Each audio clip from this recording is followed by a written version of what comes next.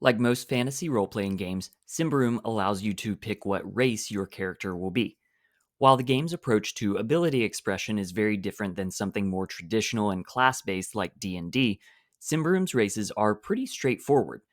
Each comes with lore as well as a few traits to inform your character's performance, and then you can add on whatever abilities, boons, and burdens you desire.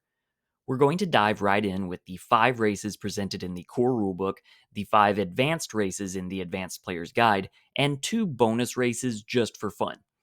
The second part of the video will be talking a little game design philosophy, but you don't have to stick around if you just want to hear the mechanics of Symbaroum. Here we go. Humans are actually divided into Ambrians and Barbarians. Humans are the dominant and most popular race in the setting, so the books differentiate based on where your human comes from.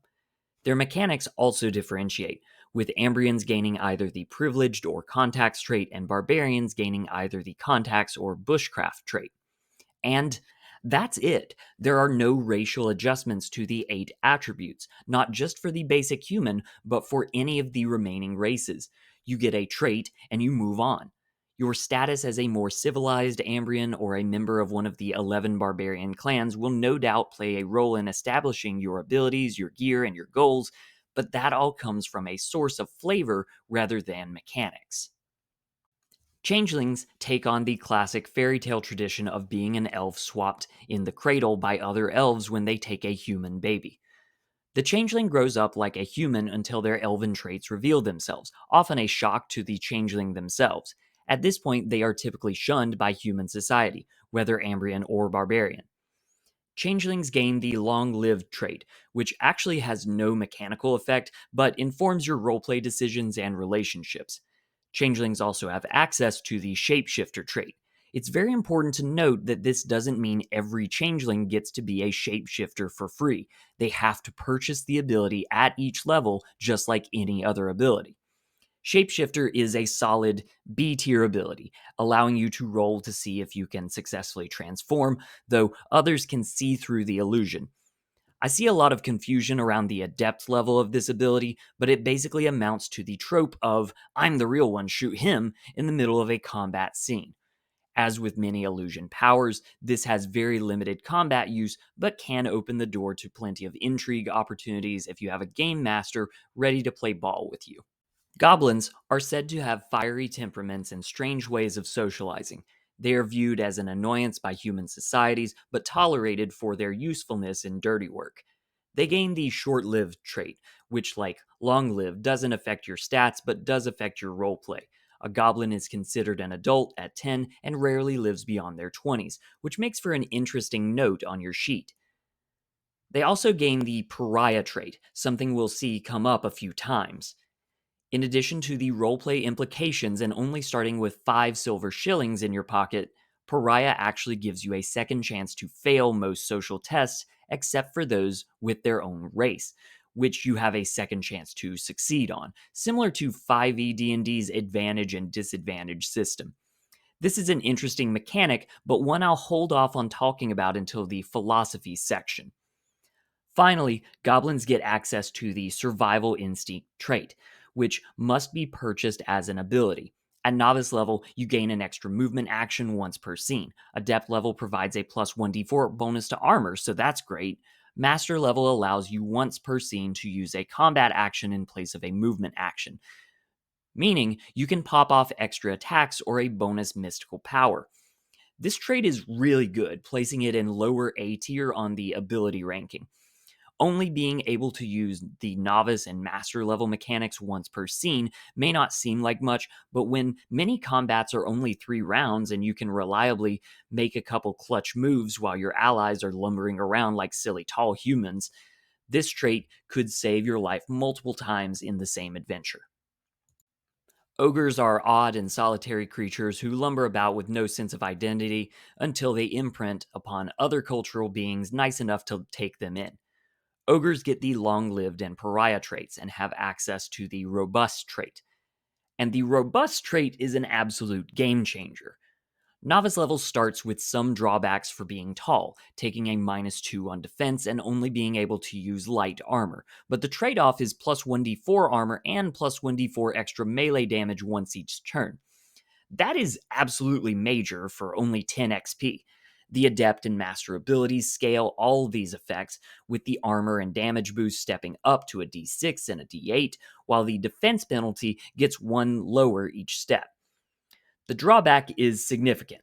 You have to accept that you'll be taking hits, but the increased efficacy of an Ogre Bruiser can't be denied. I'm giving Robust a high A tier, but could be convinced it's S tier. If you're building an Ogre, you want to make them robust. And with that, we open our next book and take a look at the Elf. Elves are actually described as not being a race per se, but rather a holy guardian order.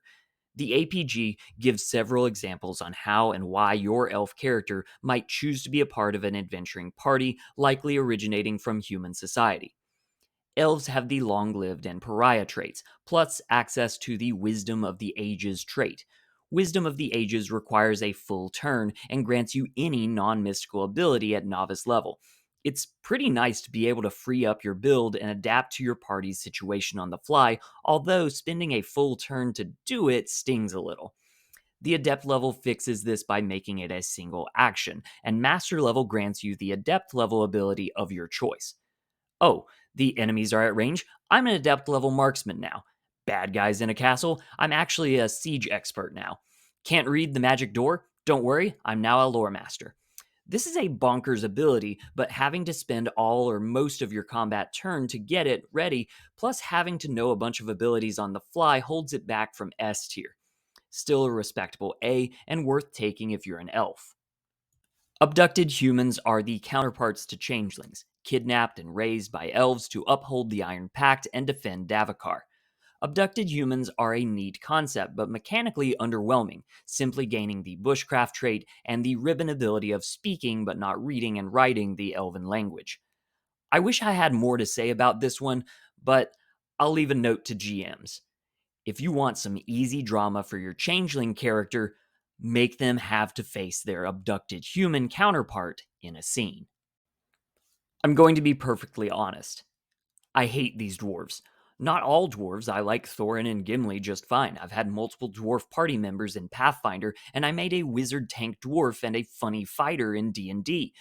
But Symbaroum really dropped the ball on their dwarves, and it starts with the art. I'm sorry, but this naked, beardless baseball player has zero aura. I do not find their hostile and family-centric lore compelling, nor do I find their reasons for being adventurers interesting. I hope someone out there likes these guys and you can tell me how I'm wrong in the comments, but I am straight up cutting them out of my own games. Dwarves get the pariah trait plus Earthbound and Absolute Memory. Earthbound is a very flavorful trait that changes your corruption to physically wound you instead, and this does have some cool implications for the lore around magic. Absolute Memory is a metagame ability that makes the GM tell you what you should have remembered from last game. Trolls, on the other hand, are extremely cool.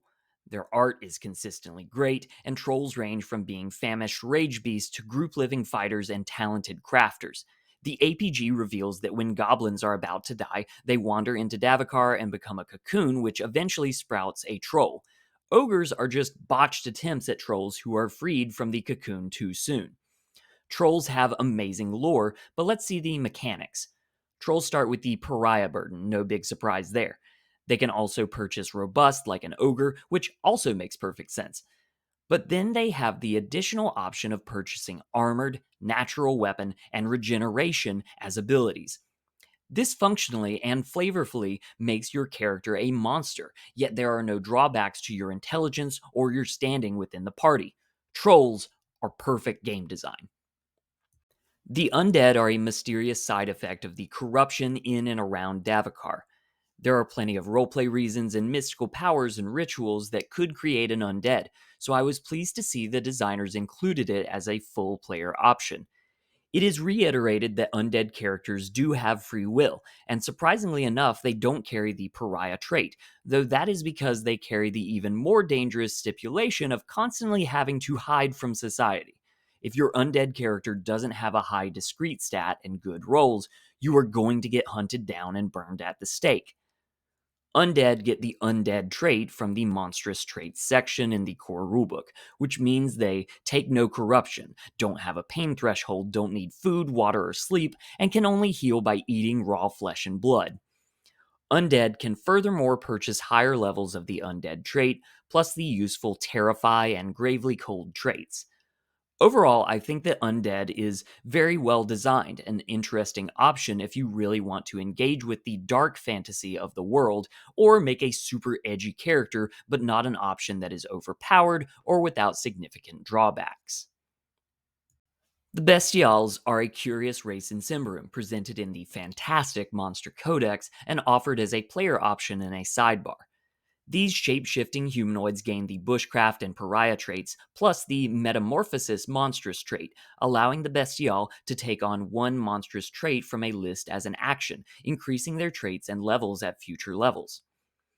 The book emphasizes that this will be difficult to manage from both a rules and lore standpoint, since bestials can change into all sorts of animal hybrid forms and have no established role in society. But I think a dedicated player and a GM who's ready to improvise could facilitate an absolutely amazing bestial character. And then there's the Andric. This is explicitly an April Fool's joke made by the publishers in the Monster Codex, but the dev team doubled down and completed it with its own special art.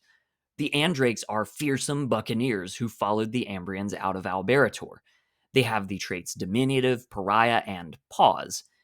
They may also purchase Provocateur, making your duck person a master teaser capable of throwing foes into a fit of rage that exposes them to your attacks as they make mistakes.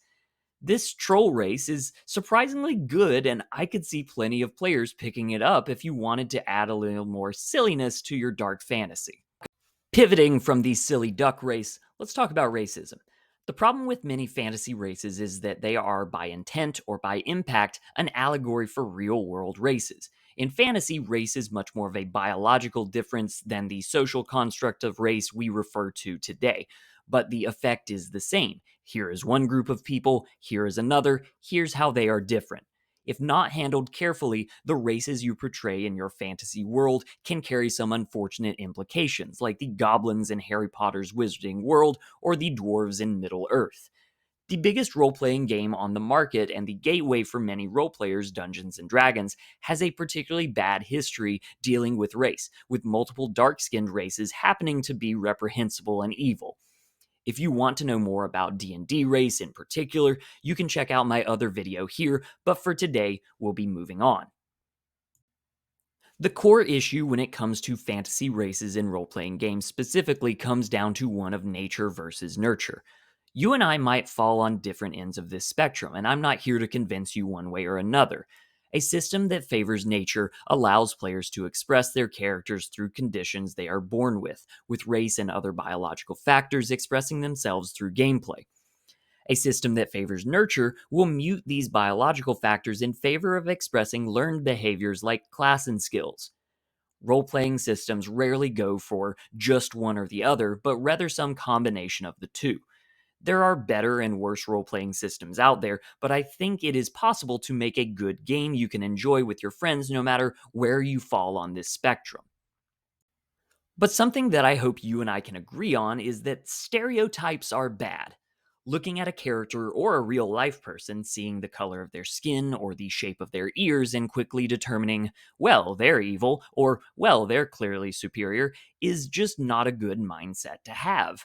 It's okay to want to play a dumb brute of a half-orc, but when you say that every single half-orc has to be this way, not just in your game, but in everyone's game, that's a problem.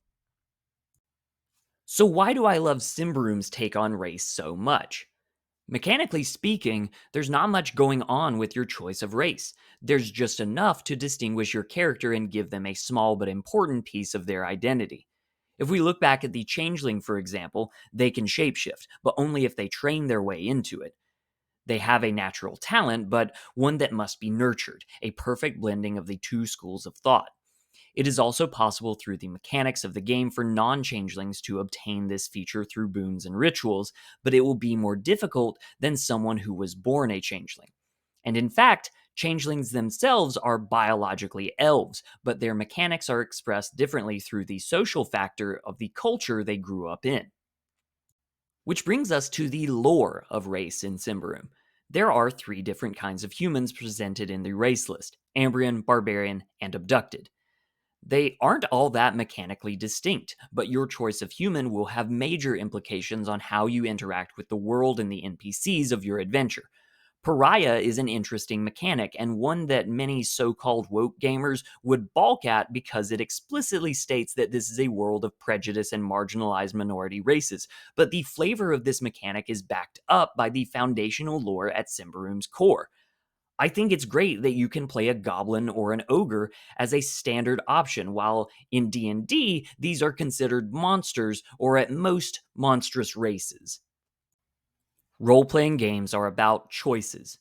Which path do you follow? What weapon do you wield in battle? What do you do? But they are also about rules. Different paths will have different traps and hazards. Different weapons have different advantages and disadvantages, and what you intend to do will only work if the dice agree with you.